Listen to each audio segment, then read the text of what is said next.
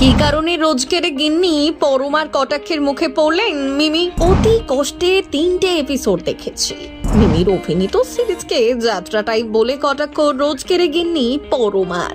6 পর্বের এই সিরিজে মিমির অভিনয় যথেষ্ট প্রশংসিত হওয়া সত্ত্বেও কেন এমন কটাক্ষ শুনতে হলো অভিনেত্রীকে? পরমার কথায় হইচই অ্যাপটা ফোন থেকে ডিলিট করে দিয়েছিলাম বহুকাল আগে।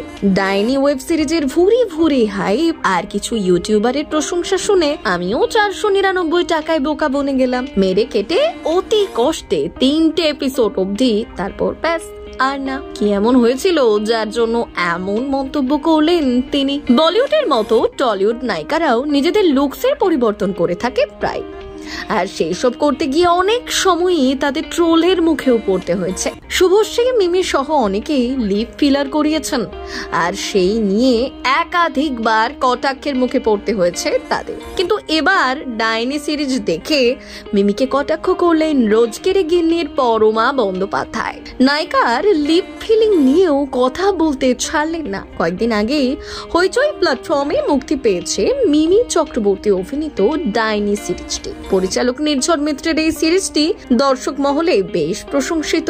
মিমির অভিনয়ও প্রশংসা পেয়েছে সব মহলে। 6 এপিসোডের টান টান উত্তেজনায় ভরপুর এই সিরিজ ইতিমধ্যেই অনেকে দেখে ফেলেছেন, কিন্তু মিমির ডাইনি সিরিজ একেবারেই পছন্দ হয়নি রোজকের গিন্নির পরমার। তিনি ফেসবুকে দীর্ঘ পোস্ট দিয়েছেন এই ডাইনি সিরিজ নিয়ে। এরপরই পরমা লিপ ফিলিং নিয়ে করেন কটাক্ষ। তিনি লেখেন, প্রধান অভিনেত্রী এত বেশি লিপ ফিলিং করিয়েছেন যে ডায়লগ বলতে গিয়ে ঠোঁটটা খুলছেও না ভালো করে। ইনি একসময় গানের ওপারে সিরিয়ালের পুপেট ছিলেন। আমরা এর আড্ডাতে মুগ্ধ হতাম। ভাবতে কেমন লাগে? সিরিজটা যতটুকু দেখলাম খুব জঘন্য লাগলো। যাত্রাটাই সামাজিক পালা। পরমার টাকা নষ্ট বলেও কটাক্ষ করেছেন। তবে পরমার এই পোস্টের পর নেটিজেনরা 2 ভাগে বিভক্ত হয়ে গিয়েছে।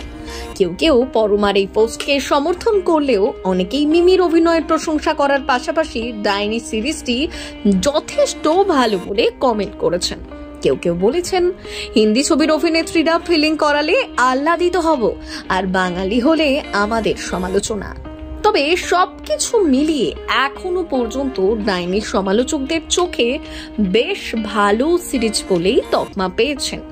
এখনো ডাইনি দেখে মিমির অভিনয়ের প্রশংসা করছেন অনেকেই। ব্যুরো রিপোর্ট, সিনে চক্কর।